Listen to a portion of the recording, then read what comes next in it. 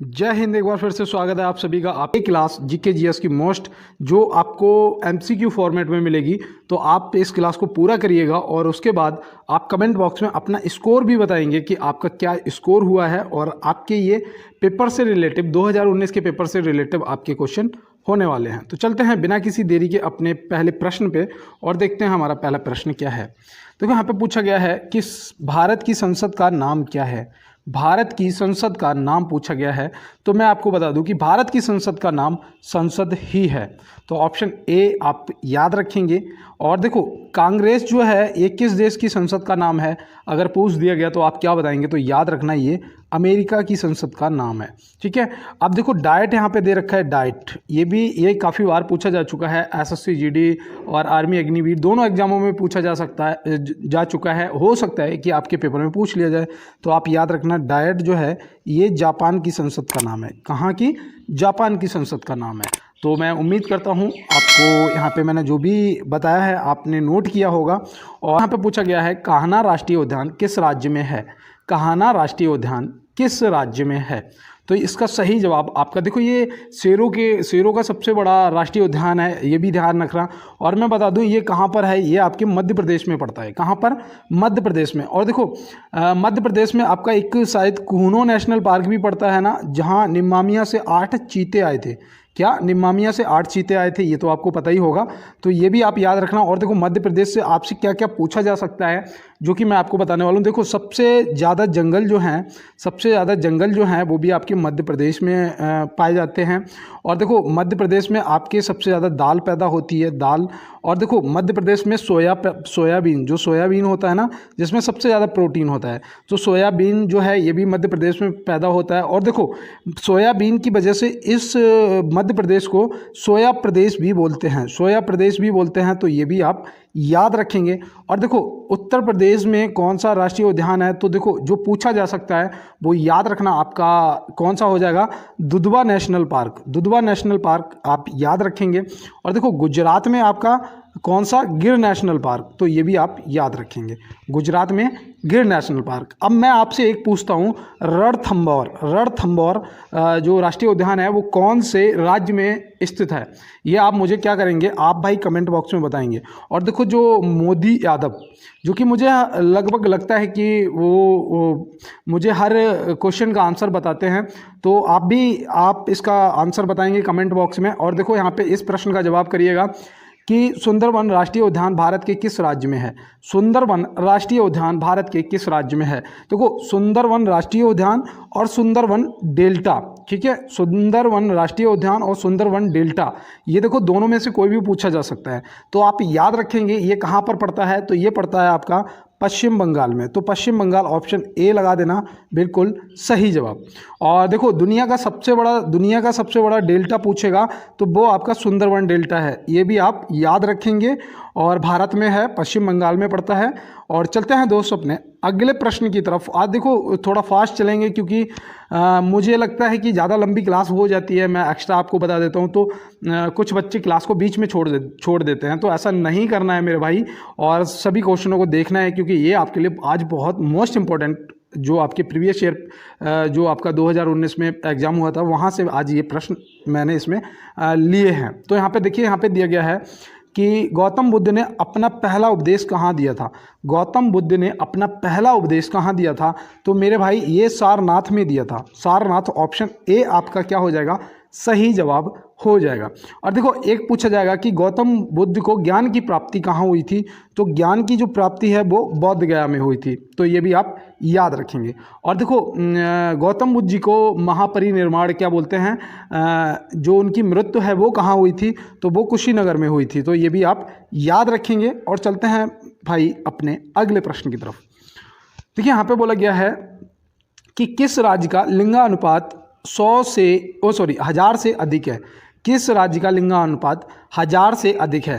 तो देखो कौन सा वो राज्य है जहाँ पे महिलाओं की जनसंख्या मतलब 100, जैसे कि 1000 यहाँ पे पुरुष हैं तो महिलाओं की संख्या इससे अधिक है, तो वो आपका केरल है, जो कि ऑप्शन बी में दिया गया है। और देखो कम अगर पूछेगा तो आप हरियाणा लगा देना, ठीक है, और ज़्यादा पूछेगा तो आप केरल लगाना है। और देखो 2011 की जनगणना से आपसे प्रश्न दोस्त जरूर पूछे जाएंगे, ये मैं आपको बता रहा हूँ। तो आप क्या करेंगे, 2011 की जनगणना को एक बार गूगल पे पूरा चेक कर लेना, और साथ में मैं आपको जितना हो सकेगा उतने सारे प्रश्न करवा दूंगा। बस आप क्या करना है, आप एक बार भाई की क्लास को क्या करेंगे, क्लास को लाइक कर देना है, ठीक है, लाइक वाला बटन दबा दो, साथ में चैनल को सब्सक्राइब कर लो और बेल आइकन को जरूर दबा लेना। और आप लोग इतना ज़्यादा सपोर्ट कर रहे हो उसके लिए मैं आप सभी का बहुत बहुत आभारी हूं, और मैं यही कहूँगा कि आप सभी का सिलेक्शन हो जाना चाहिए। अब चलते हैं अपनी क्लास में, नॉन स्टॉप क्लास को करेंगे। देखो यहाँ पे दिया गया है कि 11वीं पंचवर्षीय योजना में प्रतिवर्ष कितना रोजगार सृजन का लक्ष्य रखा गया था। 11वीं पंचवर्षीय योजना में प्रतिवर्ष कितना रोजगार सृजन का लक्ष्य रखा गया था, तो आप क्या बताएंगे। तो यहाँ पे देखो आपको बताना है कितना प्रतिवर्ष, यहाँ पे देखो प्रतिवर्ष लगा दिया है ना, तो इतना ध्यान रखना है, ये छोटी छोटी चीज़ें गलत नहीं करनी है। तो आप क्या बताएंगे, 1 करोड़, जो कि ऑप्शन बी में दिया गया है। तो ऑप्शन बी यहाँ से क्या हो जाएगा, आपका दोस्त बिल्कुल सही जवाब हो जाएगा। तो चलते हैं अपने अगले प्रश्न की तरफ और देखते हैं हमारा आज का अगला क्या है। देखो यहाँ पे बोला गया है कि सूर्य तथा पृथ्वी के बीच न्यूनतम दूरी कब होती है। सूर्य तथा पृथ्वी के बीच न्यूनतम दूरी कब होती है। तो यहाँ पे आप क्या बताएंगे, आपका सही जवाब क्या होना चाहिए। तो आप लगा देना 3 जनवरी, जो कि ऑप्शन ए में दिया गया है, ऑप्शन ए सही हो जाएगा। और ये आपके लिए मोस्ट इंपॉर्टेंट प्रश्न भी है, इसको आप नोट कर लो, आप अगर कांस्टेबल या एसआई की तैयारी कर रहे हैं। देखो 15 जनवरी को क्या मनाया जाता है, यहाँ पे जब 15 जनवरी दे रखा है तो हो सकता है कि कोई पेपर के अंदर नेक्स्ट प्रश्न आपसे पूछ लिया जाए। तो याद रखना, थल सेना दिवस मनाया जाता है। क्या होता है, थल सेना दिवस मनाया जाता है। 30 जनवरी को क्या मनाया जाता है, तो 30 जनवरी को शहीद दिवस के रूप में मनाया जाता है, क्योंकि 30 जनवरी 1948 को नाथूराम गोडसे ने महात्मा गांधी जी को गोली मार के हत्या कर दी थी, तो इसलिए इसे शहीद दिवस के रूप में मनाते हैं। तो आप ये याद रखेंगे। और चलते हैं अपने अगले प्रश्न की तरफ। देखिए यहाँ पे पूछा गया है फाह्यान किसके शासनकाल में भारत आया था। फाह्यान किसके शासनकाल में भारत आया था, तो आप क्या बताएंगे। तो यहाँ पे आपको याद रखना है चंद्रगुप्त द्वितीय। चंद्रगुप्त द्वितीय ऑप्शन बी हो जाएगा आपका बिल्कुल सही जवाब। और ये कौन था भाई, ये जो फाह्यान था ये कहाँ का था, तो आप अगर पूछ देगा तो आप क्या बताएंगे।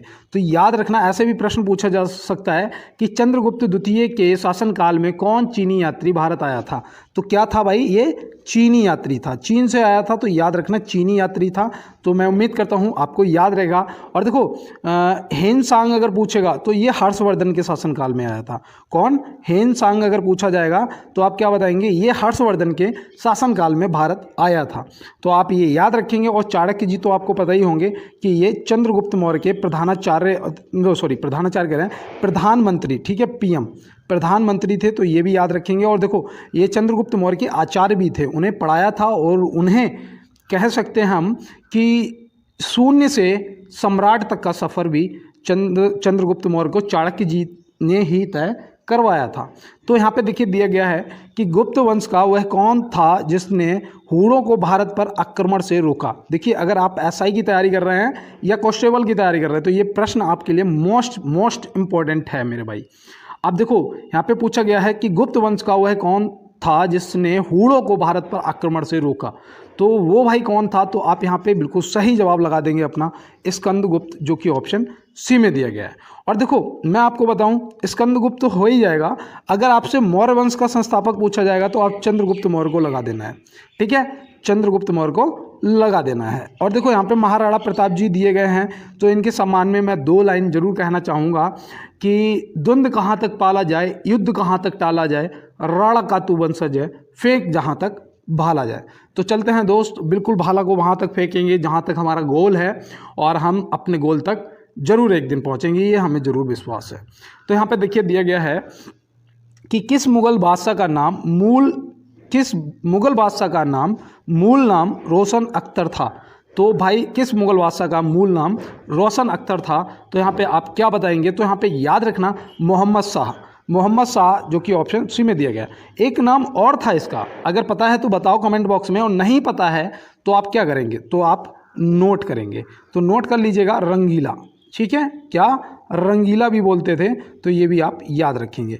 तो मैं उम्मीद करता हूँ ये आपको समझ आ गया होगा। देखो मैंने आपसे कहा था कि 10 प्रश्न के बाद मैं आपको बताऊंगा कि कैसे आपको पीडीएफ मिलेगी, लेकिन उससे पहले मैं आपको बताने वाला हूं कि देखो अगर बाबर से याद रखना जो पूछा जा सकता है कि मुगल वंश का संस्थापक कौन, वो मुगल वंश का संस्थापक कौन था, ठीक है, मुगल वंश का संस्थापक कौन था, तो आप क्या बताएंगे, आक्रांता बाबर, ठीक है, आक्रांता बाबर को बता देना है। और चलते हैं अपने अगले प्रश्न की तरफ। क्या है कि प्लासी के युद्ध के समय बंगाल का नवाब कौन था। प्लासी के युद्ध के समय बंगाल का नवाब कौन था। तो प्लासी के युद्ध के समय बंगाल का जो नवाब था वो था सिराजुद्दौला। कौन था दोस्त, सिराजुद्दौला था।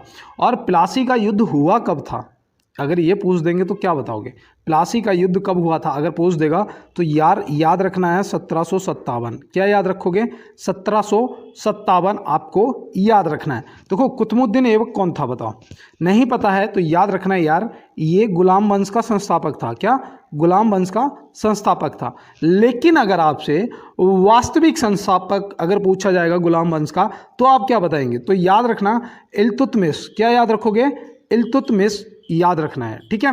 तो मैं उम्मीद करता हूँ, देखो कुतुब मीनार भी इसी ने बनवाई थी जिसका कार्य अधूरा रह गया था, किसने पूरा कराया था, इल्तुतमिश ने कराया था। तो ये भी आप याद रखेंगे। और इल्तुतमिश से एक प्रश्न और पूछा जाता है कि रजिया सुल्तान किसकी पुत्री थी, तो याद रखना इल्तुतमिश की थी। और रजिया सुल्तान जो थी वो क्या थी, वो मतलब कि पहली महिला शासिका थी। ये भी आप याद रखेंगे, हो सकता है कि आपसे ये भी पूछ लिया जाए। देखो यहाँ पे दिया गया है कि अंग्रेजी शासनकाल में भारत का कौन सा क्षेत्र अफीम उत्पादन के लिए प्रसिद्ध था। अंग्रेजी शासनकाल में भारत का कौन सा क्षेत्र था जो अफीम उत्पादन के लिए प्रसिद्ध था।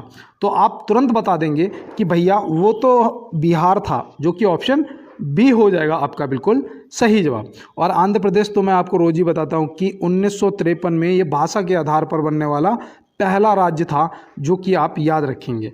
और चलते हैं दोस्त अपने अगले प्रश्न की तरफ। देखिए यहाँ पे दिया गया है कि भारत में अंग्रेजों के समय में प्रथम जनगणना किसके शासनकाल में हुई थी। तो देखो जो प्रथम जनगणना है, मैंने आपको बताया था जनगणना से प्रश्न पूछे जाएंगे। देखो पहले तो आप ये याद रखना कि जो जनगणना है वो हर 10 साल बाद होती है। क्या, हर 10 साल बाद होती है। 2011 में हुई थी, जो कि 2021 में होनी थी, कोविड था नहीं हो पाई। अब आप क्या बताएंगे, तो पहली जो जनगणना थी वो लॉर्ड मेयो के टाइम पे हुई थी। सन क्या थी, सन आपको जानना मोस्ट इंपॉर्टेंट है, 1872। लेकिन नियमित जो जनगणना हुई थी, अगर पूछ देगा कि नियमित जनगणना कब हुई थी, तो आप तुरंत बताएंगे 1881 में हुई थी। कब हुई थी, 1881 में हुई थी। लेकिन अगर स्वतंत्र भारत की प्रथम जनगणना पूछेगा तो क्या बताओगे, तो आपको बता देना है, तो आप बताएंगे 1951 में हुई थी, ठीक है। तो यहाँ पे देखो कितने प्रश्न बन सकते हैं सिर्फ जनगणना के स्टार्टअप से। अब बाद बाकी जनगणना से क्या बनेंगे प्रश्न, वो मैं सभी आपको कराऊंगा और क्लास के अंदर ही कराऊंगा। बस क्या है, आप मेरे साथ जुड़े रहिएगा और बेहतर तरीके से तैयारी करते रहिएगा। तो चलते हैं दोस्त अपने अगले प्रश्न की तरफ। देखिए यहाँ पे दिया गया है कि केरल के राज्यपाल कौन है। देखो मैं रोज आपसे कहता हूँ राज्यपाल, राजधानी और सीएम याद रखना दोस्त, आपसे जरूर एक प्रश्न पेपर के अंदर पूछा जाएगा। अब यहाँ पे पूछा गया केरल के राज्यपाल कौन है, तो आप याद रखना आरिफ मोहम्मद खान। आरिफ मोहम्मद खान, ये ऑप्शन ए आपका क्या हो जाएगा सही जवाब। और देखो ये जो प्रश्न है ना सीएम राज्यपाल वाले, इनको एक बार जब पेपर देने जाओ तो एक बार पूरा गूगल पे चेक कर लेना, क्योंकि अपडेट होते रहते हैं ना, चेंज होते रहते हैं। तो हो सकता है कि कोई चेंज हो गया हो और आपको ना पता हो तो आप गलत कराएंगे, तो ये धोखा नहीं करना है। और देखो अगर आपसे केरल के सीएम पूछे जाएंगे तो आप क्या बताएंगे, पिनरई विजयन, ठीक है। तो सीएम भी आपको याद रखना है। और आनंदीबेन पटेल ये कौन है, ये उत्तर प्रदेश की राज्यपाल जी हैं, तो ये भी आप याद रखेंगे। और राज्यपाल या राष्ट्रपति बनने के लिए न्यूनतम उम्र क्या होनी चाहिए, ये भी पूछा जाता है। तो याद रखना 35 वर्ष। क्या याद रखोगे भाई, 35 वर्ष होनी चाहिए। तो चलते हैं अपने अगले प्रश्न की तरफ और देखते हैं हमारा अगला क्या है। देखो यहाँ पे पूछा गया है कि भारत में सर्वप्रथम मुगल बादशाह कौन था। भारत में सर्वप्रथम मुगल बादशाह कौन था। अभी मैंने आपको बताया भी था कि मुगल वंश का संस्थापक कौन था, बाबर था, आक्रांता बाबर। इसका पूरा नाम याद रखा करो, आक्रांता बाबर, ठीक है। और देखो ये इसका पहला युद्ध याद रखना, भारत में ये जब आया था इसका पहला युद्ध था 1526 में। कब हुआ था? 1526 में, जिसे पानीपत का क्या बोलते हैं? प्रथम युद्ध बोलते हैं। ठीक है, तो पानीपत का प्रथम युद्ध आप याद रखेंगे। और देखो गुलाम वंश का संस्थापक कौन था? तो ये तो मैंने अभी आपको बताया ही था, कुतुबुद्दीन ऐबक। तो ये भी आप याद रखेंगे। तो मैं उम्मीद करता हूँ ये चीज़ें आपको समझ आ गई होंगी। और चलते हैं मेरे भाई अगले प्रश्न की तरफ। देखिए यहाँ पे बोला गया है कि सर्वोच्च न्यायालय में प्रथम महिला न्यायाधीश थी। सर्वोच्च न्यायालय में प्रथम महिला न्यायाधीश कौन थी? तो आप क्या बताएंगे? तो तुरंत याद आपको आना चाहिए कि वो थी फातिमा बीवी, जो कि ऑप्शन सी में दिया गया है। फातिमा बीवी आपका सही जवाब हो जाएगा। और देखो अगर आपसे पूछा जाता है कि प्रथम हाई कोर्ट में महिला न्यायाधीश कौन थी, जो हाई कोर्ट होता है ना, तो हाई कोर्ट में अगर आपसे पूछा जाएगा तो आप क्या बताएंगे? तो याद रखना वो थी लीला सेठ। कौन थी? लीला सेठ। लीला सेठ जी जो थी वो हाई कोर्ट में प्रथम महिला न्यायाधीश थी। और ये हिमाचल प्रदेश की, ठीक है, जो हाई कोर्ट होते हैं वो अपने अपने राज्य के होते हैं ना, तो ये हिमाचल प्रदेश के हाई कोर्ट में कौन थी? तो ये पहली महिला न्यायाधीश थी। तो ये भी याद रखेंगे। और देखो अगर आपसे पूछा जाएगा, जो मैंने कल बताया था आपको, कि अगर आपसे कांग्रेस की प्रथम महिला अध्यक्ष पूछा जाएगा तो एनी बेसेंट को बता देना है। और सरोजिनी नायडू जी जो थी ये पहली महिला राज्यपाल थी। और कहाँ की ये राज्यपाल थी? तो याद रखना ये उत्तर प्रदेश की राज्यपाल थी। तो ये आप याद रखेंगे। और चलते हैं भाई अपने अगले प्रश्न की तरफ और देखते हैं हमारा अगला क्या है। देखो यहाँ पे पूछा गया है दुर्गियाना मंदिर कहाँ स्थित है? दुर्गियाना मंदिर कहाँ स्थित है?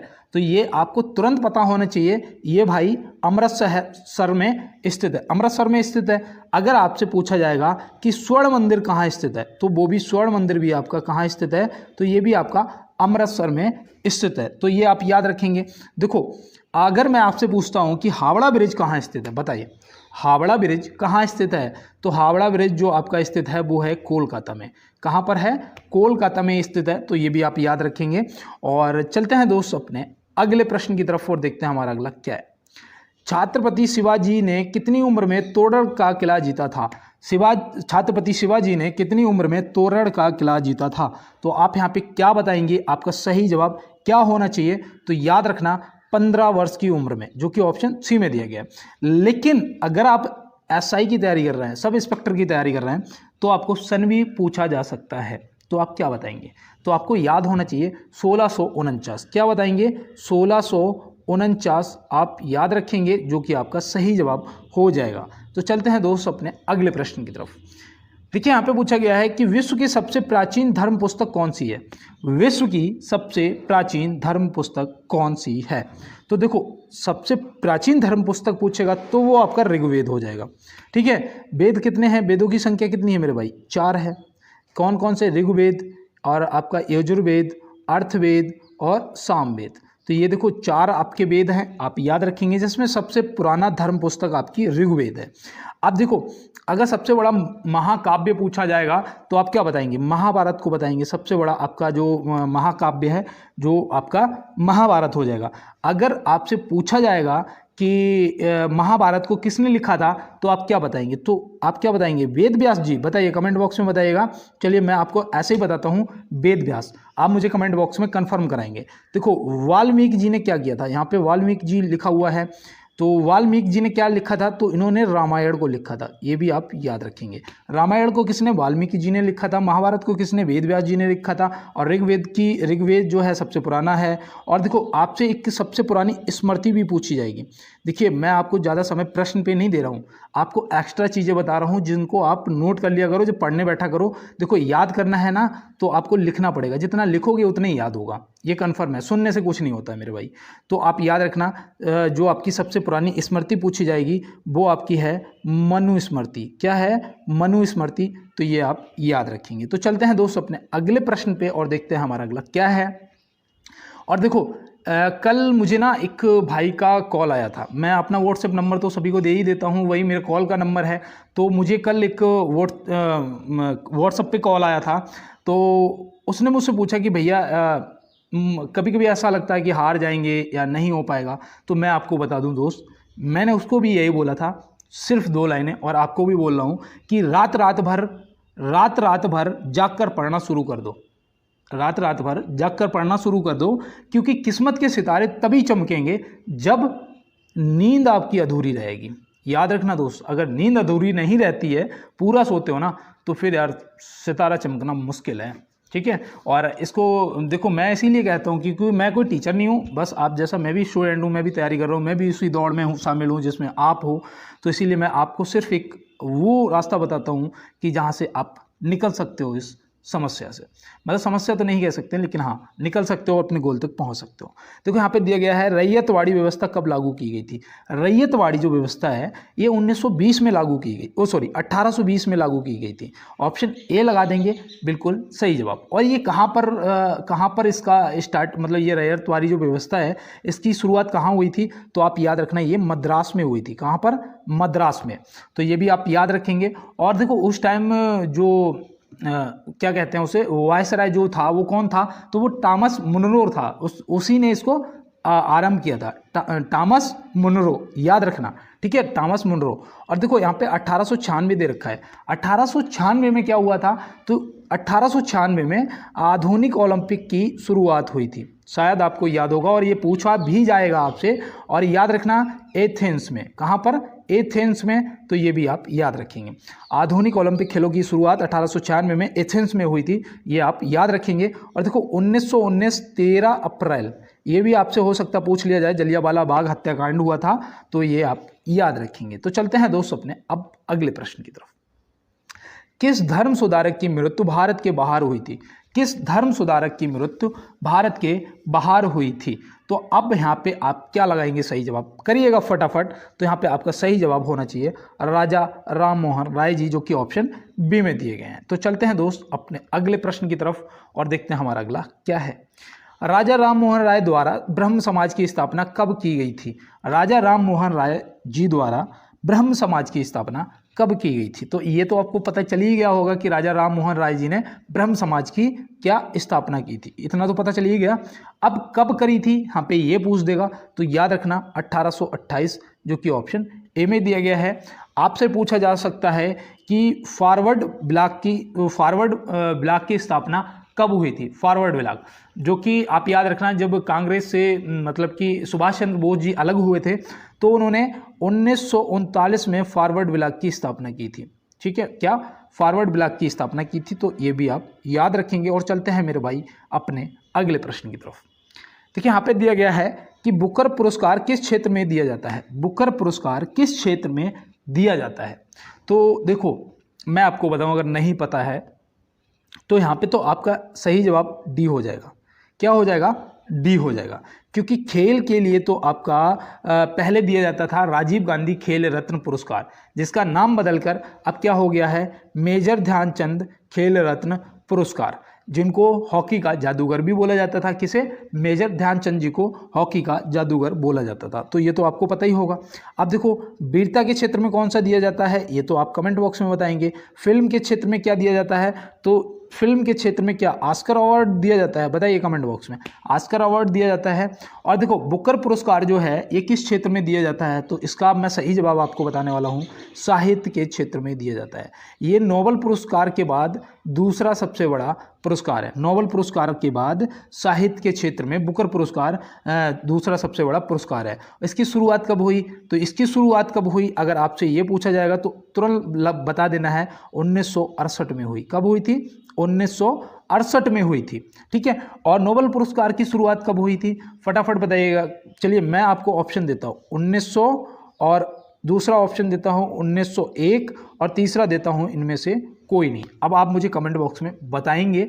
और देखिए यहाँ पे थोड़ा और रह गया है जो मैं आपको बताना चाहता हूँ कि ये जो बुकर पुरस्कार है, अगर पूछ लिया जाएगा कि सबसे पहले किसे मिला था, तो आप क्या बताएंगे, तो याद रखना सलमान रुश्दी को मिला था। किसे मिला था, सलमान रुश्दी को मिला था मिडनाइट चिल्ड्रन के लिए। किसके लिए, मिडनाइट चिल्ड्रन, जो इनकी एक पुस्तक थी उसके लिए इन्हें मिला था 1981 में। कब मिला था, 1981 में मिला था।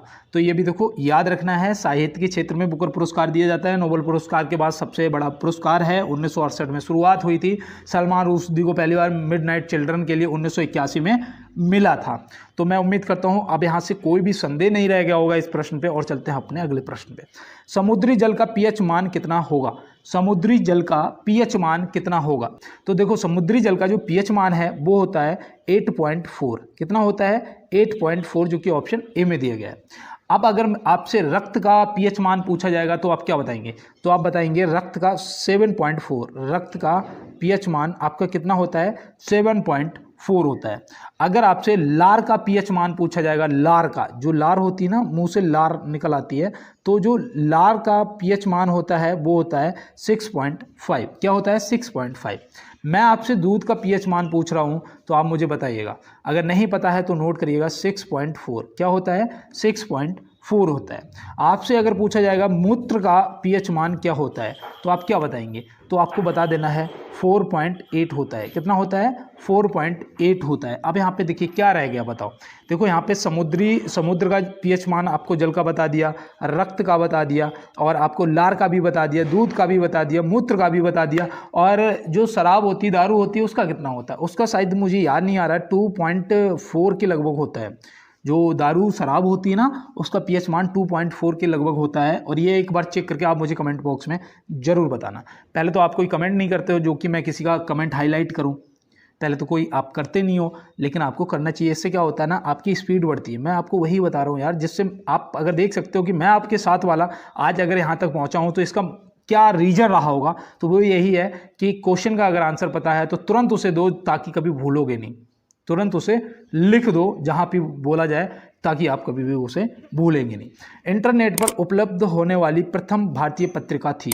इंटरनेट पर उपलब्ध होने वाली प्रथम भारतीय पत्रिका थी, तो वो कौन सी थी, तो वो थी इंडिया टुडे, जो कि ऑप्शन बी में दिया गया है। लेकिन अगर आपसे पूछा जाता है, यहीं पे प्रश्न को घुमा देगा कि इंटरनेट पर उपलब्ध होने वाला प्रथम समाचार पत्र कौन सा था, तो वो था आपका द हिंदू। क्या था द हिंदू। तो ये आप याद रखेंगे, आपके लिए मोस्ट इंपॉर्टेंट है। देखो 25 प्रश्न आपके हो चुके हैं, 25 आपके बकाया है। आप क्लास में बने रहिएगा, दोस्त छोड़ के मत जाना, क्योंकि ये क्लास आपके लिए मोस्ट इंपॉर्टेंट साबित होगी। देखो यहाँ पे दिया गया है कि कंप्यूटर का हिंदी नाम क्या होगा। कंप्यूटर का हिंदी नाम क्या होगा। आप अगर पता है तो ठीक है, नहीं पता है तो तुक्का मारोगे, माइनस मार्किंग खा जाएगी, तो तुक्का नहीं लगाना है। याद रखना संगणक ऑप्शन ए लगा देना है, जो कि आपका बिल्कुल सही जवाब हो जाएगा। अब देखो अगर आपसे साइकिल का पूछा जाएगा, साइकिल का आप क्या बताओगे, द्विचक्र वाहिनी। ये आपके साइकिल का हिंदी में नाम है, शुद्ध हिंदी में नाम साइकिल का द्विचक्र वाहिनी। उसमें देखा है ना, दो पहिए ऐसे लगे होते हैं, दो पहिए होते हैं ना, तो ये द्विचक्र वाहिनी हो जाता है। लोहपथगामिनी मतलब लोहे के पथ पर चलने वाली कौन है, रेलगाड़ी होती है। भाई कौन होती है, रेलगाड़ी होती है। तो ये तो आप सभी को पता ही होगा। और चलते हैं दोस्तों अपने अगले प्रश्न की तरफ। देखिए यहाँ पे पूछा गया है कि विद्युत आवेश का मात्रक एसआई क्या होगा। विद्युत आवेश का मात्रक जिसे एसआई बोलते हैं वो क्या होगा, तो आप क्या बताएंगे। देखिए मैं इसे आपको एक हिंट देता हूँ, चलिए इसे सी से दर्शाया जाता है। चलिए अब बताइए।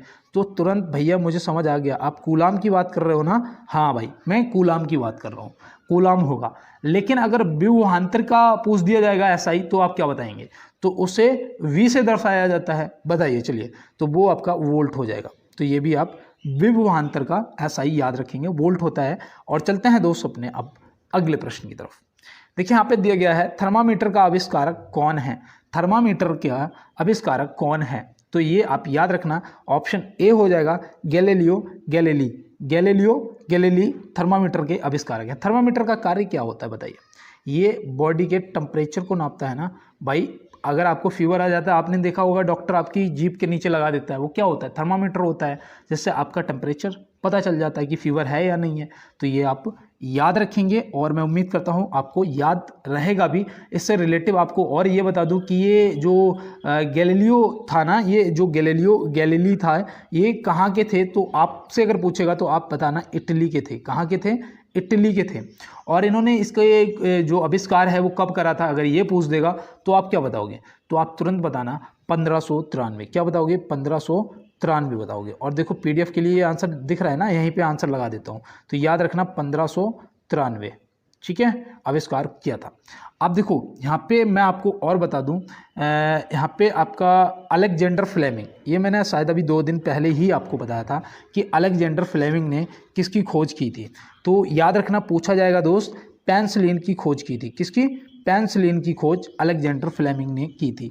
देखो अल्फ्रेड नोबल जो है, इनसे आपको याद रखना है। इनसे आप क्या याद रखेंगे, आपसे हो सकता है कि पूछ लिया जाए। तो अल्फ्रेड नोबल जो है, इन्हीं के नाम पे ये नोबल पुरस्कार दिया जाता है। ये आप याद रखना, ठीक है। अल्फ्रेड नोबल के नाम पे ही नोबल पुरस्कार दिया जाता है, तो ये आप याद रखेंगे। अब एक प्रश्न मैं आपसे पूछता हूँ कि जो आपने देखा होगा वोल्टेज को कम ज़्यादा करता है आपका ट्रांसफार्मर करता है ना, जो देखा हुआ बड़ा बड़ा ट्रांसफार्मर होता है, और हर चीज़ के अंदर ट्रांसफार्मर होता है जो वोल्टेज को कम या ज़्यादा करता है। इसकी खोज किसने की थी, इसका आविष्कार किसने किया था? तो आप क्या बताएंगे, बताइए, नोट करिएगा यार। नोट करिएगा, माइकल फेराडे। ये कहाँ के थे? तो ये विट्रेन के थे। कब किया था? 1831 में इन्होंने आविष्कार किया था, 1831 में किया था। तो देखो यहाँ से जितना हो सकता था मैंने आपको बताया। और चलते हैं मेरे भाई अपने अगले प्रश्न की तरफ। और यहाँ पे देखिए एक प्रश्न आपके लिए है, सबसे अधिक घनी आबादी वाला नगर है, ये आपके लिए HW है। यहाँ पे आपको फर्स्ट बताना है, सेकंड भी नगर बताना है, और थर्ड भी बताना है कि सबसे घनी आबादी वाला पहला नगर, दूसरे नंबर का और तीसरे नंबर का, क्योंकि ये मैंने तीनों आपको बताए भी हैं। और चलते हैं दोस्तों अपने अगले प्रश्न की तरफ। और देखो यहाँ पे पूछा गया है कि आपेक्षिक घनत्व को किस उपकरण से मापा जाता है। मैंने आज बोला ना, आज की क्लास छोड़ना मत मेरे भाई, मोस्ट इंपॉर्टेंट क्वेश्चन है आपके लिए, जो आपके पेपर में आएंगे ही आएंगे। यहाँ पे देखिए, आपेक्षिक घनत्व को किससे नापा जाता है? तो हाइड्रोमीटर से नापा जाता है। किससे? हाइड्रोमीटर से नापा जाता है। और देखो मैं आपको और बता दूं, वायु की आर्द्रता को किससे नापा जाता है? तो भाई वो मेरे हाइग्रोमीटर से नापा जाता है। वायु की आर्द्रता को हाइग्रोमीटर से, और आपेक्षिक घनत्व को हाइड्रोमीटर से नापा जाता है। तो आपका सही जवाब तो ऑप्शन ए हो जाएगा, लेकिन वायु की आर्द्रता के लिए याद रखना हाइग्रोमीटर, और थर्मामीटर मैं अभी आपको बता ही चुका हूँ। और देखिए दिया गया है कि रासायनिक ऊर्जा को प्रकाश एवं ऊष्मा ऊर्जा में रूपांतरण करती है। तो कौन करता है रासायनिक ऊर्जा को प्रकाश एवं ऊष्मा ऊर्जा में रूपांतरण करती है? तो भाई कौन करती है? तो याद रखना यार, मोमबत्ती करती है। देखा है ना, मोमबत्ती पहले कैसी होती है, जलने से पहले कैसी होती है भाई? पहले तो वो मोमबत्ती सीधा, आपको पता ही होगा, सबका मिश्रण होता है मोम वगैरह का, तो वो धागा पड़ा होता है, तो वो पूरा रासायनिक फॉर्म में होती है। और जब उसे जलाते हैं तो क्या होता है? प्रकाश होता है, ऊष्मा निकलती है, ऊष्मा ऊर्जा निकलती है ना। तो याद रखेंगे। जनरेटर क्या कार्य करता है बताओ? जनरेटर जो होता है ये यांत्रिक ऊर्जा को विद्युत ऊर्जा में बदल देता है। भाई उसमें डायनामो लगा होता है ना, तो क्या करता है? यांत्रिक ऊर्जा, मतलब कि वो जब चलता है तो बिजली बनती है, तो ये यांत्रिक ऊर्जा को विद्युत ऊर्जा में बदल देता है। और विद्युत मोटर क्या करता है? इसमें जब विद्युत आप दोगे तब ये चलेगा, तो विद्युत, इसे क्या कहोगे फिर? कि ये विद्युत ऊर्जा को यांत्रिक ऊर्जा में बदल देता है। तो ये आप याद रखेंगे। देखो आपसे पूछे जा सकते हैं। अब मैं आपसे पूछता हूं कि जो सोलर सेल है उसका कार्य क्या है? सोलर सेल का कार्य क्या होता है बताओ? सोलर सेल का कार्य क्या होता है? वो किस में बदलता है? आप कमेंट बॉक्स में बताएंगे, ठीक है। आप चलें अगले प्रश्न की तरफ। देखो अब यहाँ पे दिया गया है कि निम्नलिखित में से अदिश राशि होगी। देखो अदिश राशि और सदिश राशि आपसे जरूर पूछा जाएगा। अब आपको अदिश राशि पता होना चाहिए। तो पहले तो इनमें बताइए कि आपकी अदिश राशि कौन सी होगी। तो वो आपकी हो जाएगी चाल, जो कि ऑप्शन ए में दिया गया है। अदिश राशि जो है वो आपकी चाल हो जाएगी, जो कि ऑप्शन ए में दिया गया है। अब देखो मैं इसके बाद आपको और भी बता देता हूं जो कि आपसे पूछा जा सकता है। तो देखो एक तो आपकी चाल होती है, ठीक है, नोट कर लो दोस्त, ये काम आएंगी आपके। देखो दूसरी आपकी द्रव्यमान होती है, ठीक है, दूसरी आपकी द्रव्यमान। देखो मैं लिख देता हूँ यार, मेरे पास पेन नहीं है ना, तो इसलिए दिक्कत हो जाती है। तो द्रव्यमान आपकी दूसरी हो जाएगी, ठीक है। अब द्रव्यमान के बाद आपका आयतन आ जाता है। आयतन भी आपकी अदिश राशि है, आयतन आ जाता है। उसके बाद आपका कार्य आ जाता है। तो ये याद रखना, ठीक है। आपका कार्य होगा, आयतन होगा, द्रव्यमान होगा और चाल होगी, ठीक है। अब देखो सदिश राशि आपकी कौन कौन सी होती हैं? तो पहली तो आपकी वेग होती है, दूसरा आपका बल भी होता है, ठीक है, वेग भी होती है, बल भी होता है, विस्थापन भी होता है और त्वरण भी होता है। तो विस्थापन, त्वरण, वेग और बल याद रखेंगे, ये आपकी सदिश राशि होती है।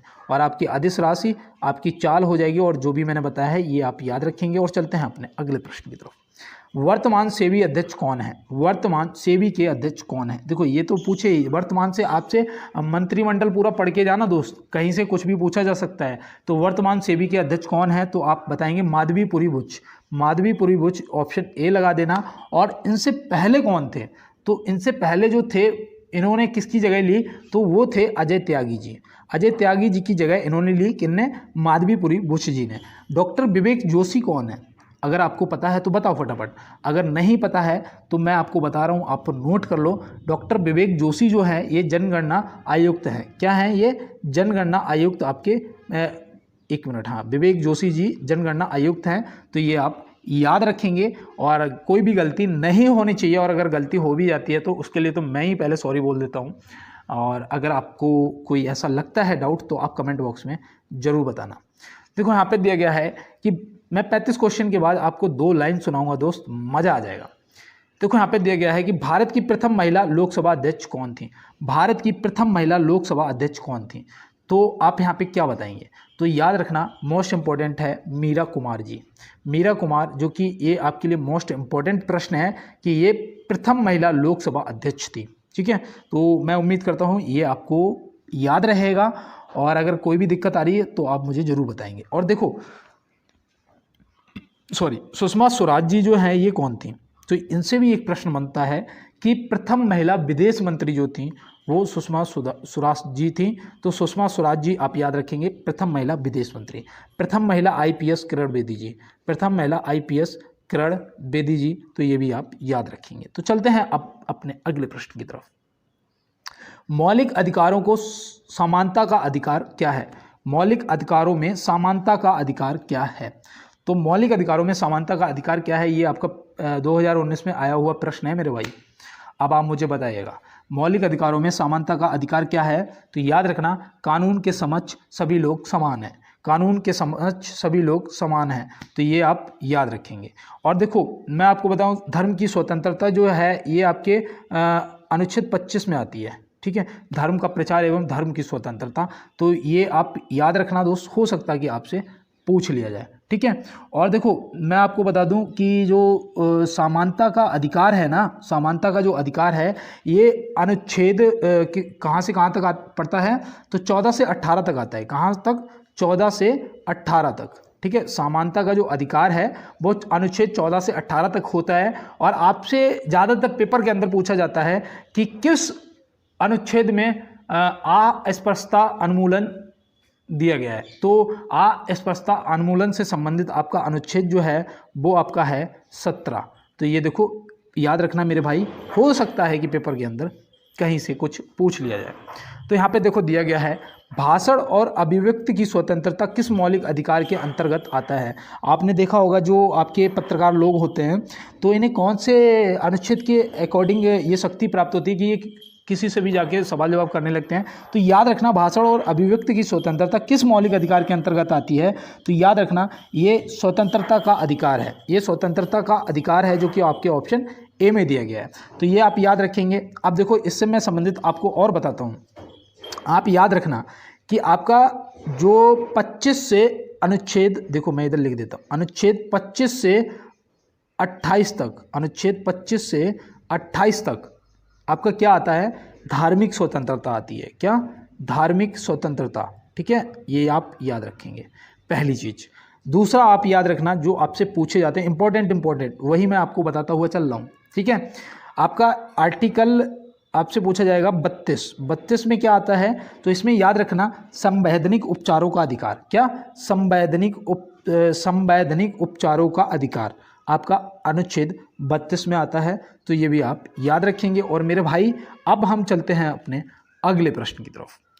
देखो यहाँ पे दिया गया है, कौन सा विकल्प कबड्डी खेल से संबंधित है? कौन सा विकल्प आपके कबड्डी खेल से संबंधित है? तो देखो फीफा नहीं होगा। क्यों? क्योंकि ये फुटबॉल से संबंधित है। फीफा तो पता ही होगा ना, ये फुटबॉल से संबंधित है। आपका VCCI ये आपका क्रिकेट से संबंधित है। तो यहाँ पे AKFI आपका हो जाएगा। AKFI अब आप मुझसे पूछेंगे कि भैया ये आपने जो AKFI बताया है इसका फुल फॉर्म क्या है, तो मैं आपको बताऊं इसका फुल फॉर्म आपका हो जाएगा एमच्योर, ठीक है, amateur kabaddi federation of India, amateur kabaddi federation of India, ठीक है। तो यहाँ पे देखो यार पेन नहीं है ना, तो इसलिए समस्या हो जाती, वरना मैं सारा कुछ आपको लिख लिख के बता देता। देखो यहाँ पे दिया गया है कि लोकसभा में कितने एंग्लो इंडियन सदस्य मनोनीत किए जा सकते हैं। तो लोकसभा में कितने एंग्लो इंडियन सदस्य मनोनीत किए जा सकते हैं, तो इसका जवाब तो जो है वो आपका सही हो जाएगा, क्या, सी, मतलब कि 2 सदस्य किए जा सकते हैं। और मैं आपको बता दूं ये जो कौन करता है, तो ये हमारे राष्ट्रपति जी करते हैं। कौन करता है? राष्ट्रपति जी करते हैं। और ये अनुच्छेद की कौन से अनुच्छेद के तहत करते थे, तो आप क्या बताएंगे? ये अनुच्छेद 331 के तहत करते थे, अनुच्छेद 331 के तहत करते थे। और मैं आपको बता दूं, अब इस प्रश्न को मुझे नहीं लगता है कि पूछा जाएगा, अगर पूछा जाएगा तो इसमें क्या पूछा जाएगा वो भी आपको बताता हूँ। याद रखना कि जो आपका 104वां, ठीक है, क्या आपका जो 104वां संविधान संशोधन अधिनियम 2019 के द्वारा लोकसभा और राज्य विधानमंडल में एंग्लो इंडियन के लिए सीटों का आरक्षण क्या हो गया है? खत्म हो गया है, ठीक है, क्या हो गया है? खत्म हो गया, अब नहीं किया जाता है, ठीक है। ये किया जाता था, लेकिन अब 104वां जो संविधान संशोधन हुआ है अधिनियम 2019 के अकॉर्डिंग लोकसभा और राज्य विधानमंडल में एंग्लो इंडियन के लिए सीटों का आरक्षण समाप्त कर दिया गया है। तो मैं उम्मीद करता हूं अब आप कभी भी नहीं भूलेंगे इस प्रश्न को। और चलते हैं अपने अगले प्रश्न की तरफ। बर्फ का गलनांक कितना होता है? अब भाई देखो, ये प्रश्न थोड़ा आपको परेशान करेगा। आप वैसे तो आप बता सकते थे कि भैया 0 डिग्री सेल्सियस, 0 डिग्री हो जाता आपका, लेकिन अब यहाँ पे तो केल्विन में पूछ दिया गया है। पता होगा तो बताओगे, नहीं पता होगा तो नहीं बता पाओगे। तो याद रखना 273.15 केल्विन, जो कि ऑप्शन बी में दिया गया है, तो ऑप्शन बी लगा देना है। और देखो अब यहाँ पे एसआई वालों के लिए एक प्रश्न पूछ रहा हूँ मैं, जो अभी तक मेरे साथ जुड़ा हुआ है ना, आप याद रखना दोस्त, आपको ऐसे में 0 लेवल से बिल्कुल जीके जीएस आपका इतना कर्रा करवा दूंगा कि आप भी कहोगे कि भैया पेपर निकल गया, पता भी नहीं चला। देखो केल्विन जो है ये ताप की एसआई है, क्या? केल्विन जो है ये ताप का एसआई है, तो ये आप याद रखना, क्योंकि ये मैंने आपको इसलिए बताया कि हो सकता आपसे पूछ लिया जाए कि केल्विन किसका एसआई है, तो आप बता देंगे कि ये तापमान का एसआई है। तो ये आप याद रखेंगे। और चलते हैं अपने अगले प्रश्न की तरफ। लेनिन पुरस्कार प्राप्त करने वाली भारतीय महिला कौन थी? तो लेनिन पुरस्कार प्राप्त करने वाली भारतीय महिला कौन थी? ये देखो आपके लिए मोस्ट इंपॉर्टेंट प्रश्न है, आपको पता होना चाहिए कि वो कौन थी। वो थी अरोड़ा आसफ अली, अरोड़ा आसफ अली, ऑप्शन ए आपका सही जवाब हो जाएगा। प्रतिभा सिंह पाटिल जी जो थी, श्रीमती प्रतिभा सिंह पाटिल जी, ये भारत की पहली महिला राष्ट्रपाल थी, ठीक है, सॉरी राष्ट्रपाल कह रहा हूँ, राष्ट्रपति जी थी। कभी कभी क्या होता है ना, ज़्यादा देर हो जाती है तो फिर कभी कभी गड़बड़ हो जाता है यार, तो उसके लिए मैं माफ़ी चाहता हूँ। और देखो ये आपकी पहली महिला राष्ट्रपति जी थी, तो ये आप याद रखेंगे। और मैं उम्मीद करता हूँ ये प्रश्न आपको समझ आ गया होगा। और देखो सरोजनी नायडू जी जो थी, ये कौन थी? ये मैंने अभी आपको बताया था, उत्तर प्रदेश की पहली महिला राज्यपाल थी। तो चलते हैं अपने अगले प्रश्न की तरफ और देखते हैं हमारा अगला क्या है। स्वर्ण मंदिर कहाँ स्थित है? स्वर्ण मंदिर कहाँ स्थित है? तो ये तो मुझे लगता है कि आप सभी को पता होगा कि स्वर्ण मंदिर जो है ये आपका अमृतसर में स्थित है। अभी अमृतसर में मैंने कुछ और भी आपको बताया था, क्या बताया था? दुर्गियाना मंदिर बताया था ना, तो वो आप याद रखेंगे कि हो सकता है आपसे पूछ लिया जाए मेरे भाई कि दुर्गियाना मंदिर कहाँ है, तो अमृतसर। स्वर्ण मंदिर कहाँ है? अमृतसर। तो तुरंत बता देना है और बिल्कुल भी नहीं घबराना है। आपका हावड़ा ब्रिज जो है, अभी मैंने आपको बताया था कि हावड़ा ब्रिज आपका कोलकाता में है। और दिल्ली में तो आपका लाल किला और इंडिया गेट जो भी है, आप इन सभी को याद रखेंगे। गेटवे ऑफ इंडिया और इंडिया गेट, इसमें क्या होता है ना, बहुत ज़्यादा फंस जाते हैं। गेटवे ऑफ इंडिया कहाँ स्थित है बताइएगा कमेंट बॉक्स में। और देखो यहाँ पे पूछा गया है कि भारतीय मुद्रा का नाम रुपया सबसे पहले किसने रखा था? भारतीय मुद्रा का नाम रुपया सबसे पहले किसने रखा था? तो यहाँ पे आपका सही जवाब शेरशाह सूरी, ऑप्शन बी हो जाएगा। अगर पूछ दिया जाएगा कि कब रखा था, कब और किसने रखा था, ऐसे एक ही प्रश्न में पूछ देगा दोनों, तो आप क्या बताएंगे, ये 1541 में शेर शाह सूरी ने रखा था, ठीक है, 1541 में। लेकिन यहाँ पे मुझे याद आया 1540 में कोई युद्ध भी हुआ था। कौन सा हुआ था, मैंने शायद आपको बताया भी था 2 दिन पहले कि कन्नौज का युद्ध हुआ था ना, जिसको विलग्राम का युद्ध भी बोला जाता है, बताया था ना, तो आप याद रखेंगे यार। और देखो यहाँ पे याद रखना कि आपके जो ये शाहजहाँ है ना, शाहजहाँ ने इसे किसके लिए जाना जाता है, स्थापत्य कला का स्वर्ण काल बोला जाता था, इसके काल को स्थापत्य कला का स्वर्ण काल बोला जाता था। तो चलते हैं अपने अगले प्रश्न की तरफ। हल्दी घाटी का युद्ध कब हुआ था, हल्दी घाटी का युद्ध कब हुआ था।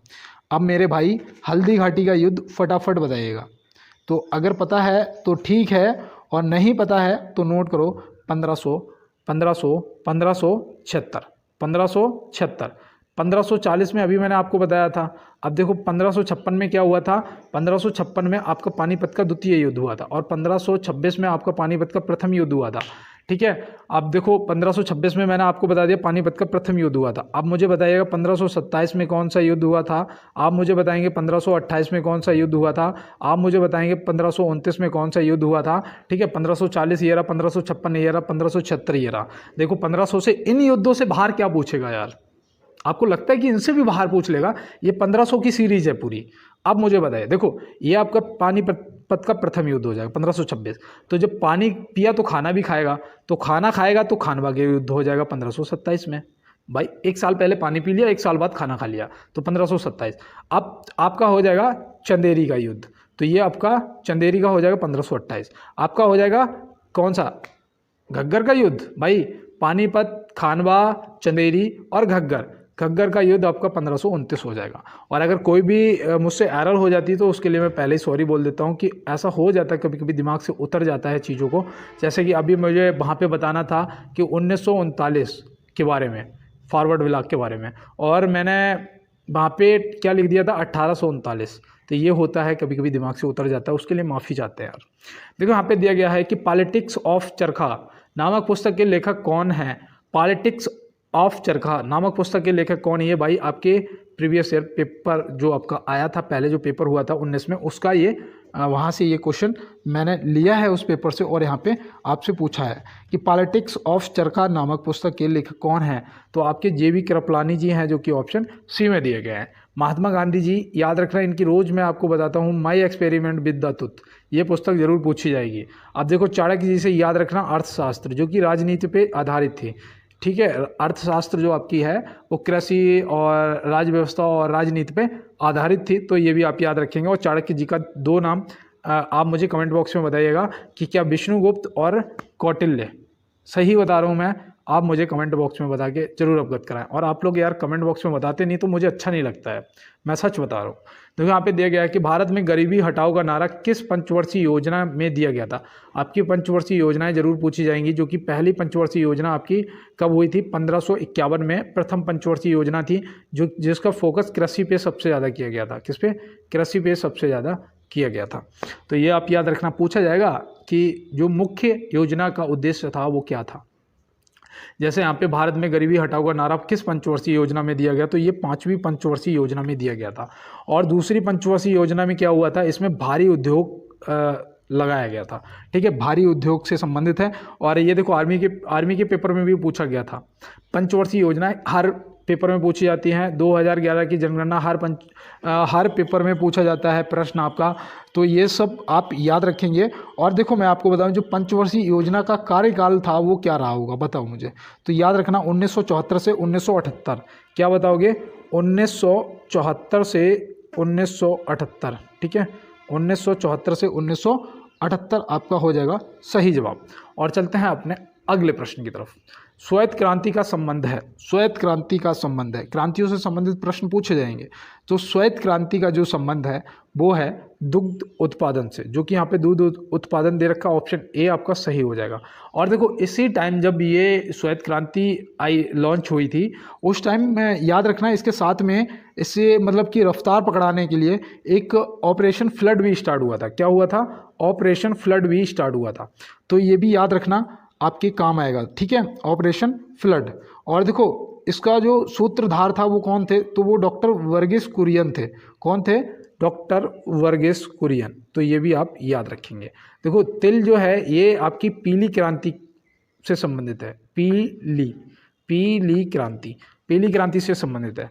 मत्स्य उत्पादन या मछली उत्पादन आपका जो है ये नीली क्रांति से संबंधित है। नीली, पीली, नीली, ठीक है। और गुलाबी क्रांति किससे संबंधित है ये आप कमेंट बॉक्स में बताओ। और देखो अभी तक यार चैनल को अगर सब्सक्राइब नहीं किया तो यार कर लीजिएगा और चैनल को एक बार लाइक जरूर कर दो। देखो यहीं पे लाइक वाला बटन आ रहा होगा। ऐसे जब आप इसको पूरा बेड़ा करके मतलब इसे देखेंगे, जब क्लास को बड़ी स्क्रीन पे देखेंगे तो यहाँ पे आपको एक वो आ रहा होगा निशान, उस पर आपको थंब वाला बटन दबा देना है यार, लाइक कर देना है अपने भाई को। और देखो यहाँ पे मैं आपके लिए कितना इंपॉर्टेंट लेके आता हूँ और आप लोग क्या करते हो, आप बिल्कुल भी भाई का ध्यान नहीं देते हो यार। देखो यहाँ पे पूछा गया है कि BHEL का पूर्ण रूप क्या है। BHEL वेल का पूर्ण रूप क्या है? तो देखो वेल का जो पूर्ण रूप है वो है Bharat heavy electricals limited. Bharat heavy electricals limited, जो कि ऑप्शन ए में दिया गया है। तो ये देखो फुल फॉर्म है और ये मेरे भाई आपसे जरूर पूछे जाएंगे और आपको पता भी होना चाहिए और आपको बताना भी पड़ेगा। तो देखो और यहाँ पे आपको बताऊँ मैं आपसे और भी आपके जो बनते हैं, जैसे कि आपसे पूछा जाएगा कि BPCL देखो BPCL बताओ इसका पूरा नाम। तो भारत पेट्रोलियम कॉरपोरेशन लिमिटेड। जैसे यहाँ पे देखो भारत हैवी इलेक्ट्रिकल्स लिमिटेड, वैसे भारत पेट्रोलियम कॉरपोरेशन लिमिटेड, तो यहाँ पे ये इसका हो जाएगा, ठीक है। अब देखो हिंदुस्तान पेट्रोलियम कॉरपोरेशन लिमिटेड मतलब कि HPCL, Hindustan petroleum corporation limited, ठीक है, HPCL। अब देखो अगर मैं आपसे पूछता हूँ IOC बताओ, तो ये हो जाएगा भारतीय तेल निगम। क्या हो जाएगा? इंडियन ऑयल कॉरपोरेशन, ठीक है। तो ऐसे याद रखना भारतीय तेल निगम, ठीक है, आपका सही जवाब हो जाएगा। तो चलते हैं अपने अगले प्रश्न की तरफ। तो यहाँ पे दिया गया है कि दक्षिण भारतीय मंदिरों के प्रवेश द्वार को क्या कहा जाता है? दक्षिण भारतीय मंदिरों के प्रवेश द्वार को क्या कहा जाता है? ये आपके जो SI का पेपर था वहाँ पे पूछा गया था। तो आप इसका सही जवाब करिएगा। दक्षिण भारतीय मंदिरों के प्रवेश द्वार को क्या कहा जाता है? तो इसे गौपुरम कहा जाता है। गौपुरम या फिर गौपुर या गौपुरम आप लगा देना, आपका सही जवाब मेरे भाई हो जाएगा। तो चलते हैं अपने अगले प्रश्न की तरफ और देखते हैं हमारा अगला क्या है। अशोक स्तंभ कहाँ स्थित है? अशोक स्तंभ जो है ये कहाँ पर स्थित है? तो इसमें कुछ दोस्त होंगे जो दिल्ली लगा रहे होंगे, कुछ दोस्त होंगे जो सारनाथ को भी टिक करेंगे, कुछ दोस्त होंगे जो आगरा को भी टिक करेंगे। लेकिन जिसने आगरा को किया गलत हो गया, जिसने दिल्ली को किया गलत हो गया, सारनाथ जिसने भी किया उसका जवाब सही हो गया। सारनाथ कहाँ पड़ता है बताओ? ये वाराणसी में पड़ता है। वाराणसी गंगा के किनारे स्थित है, तो ये भी आप याद रखेंगे।